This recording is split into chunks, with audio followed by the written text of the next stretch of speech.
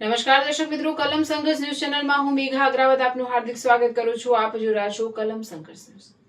દહેગામ તાલુકાના ચામલા અને પાલુંદ્રા ગામે વીજ કરંટ લાગવાથી બે ભેંસોના મોત નિપજ્યા. ગાંધીનગર જિલ્લાના દહેગામ તાલુકાના ચામલા ગામે રહેતા મુકેશજી દીપસિંહ સોલંકી ખેતી કરીને પોતાનું જીવન નિર્વાહ ચલાવતા હતા, ત્યારે અચાનક ગઈકાલે એક બાવળનું ઝાડ વાવાઝોડામાં તૂટી પડતા તેમની ધૂજણી ભેંસ મૃત્યુ પામી છે. અને પાલુંદ્રા ગામે રહેતા પ્રતાપસિંહ અંદરસિંહ ચૌહાણ, તેઓ દરરોજ પોતાની ભેંસો લઈને ચરાવવા જતા હતા, ત્યારે અચાનક વાવાઝોડું આવતા ભેંસ ઘાસચારો ચરતા એક લાઇટના થાંભલા પાસે ચારો ચરતી હતી, ત્યારે અચાનક વીજ કરંટ લાગતા આ ભેંસનું મોત થવા પામ્યું હતું. આ બંને ભેંસો વરસાદ, વાવાઝોડા તેમજ વીજ કરંટથી મોતને ભેટી પડતા સરકારે યુદ્ધના ધોરણે આ ખેડૂતોએ વળતર આપવું જોઈએ તેવી લોક લાગણી પ્રબળ બની છે, કારણ કે આટલી મોંઘવારીમાં એક ભેંસ 1 કે 2 લાખ રૂપિયાની થાય છે.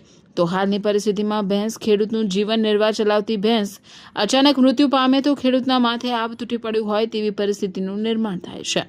પ્રતિનિધિ અગરસિંહ ચૌહાણ, હરસોલી, દહેગામ.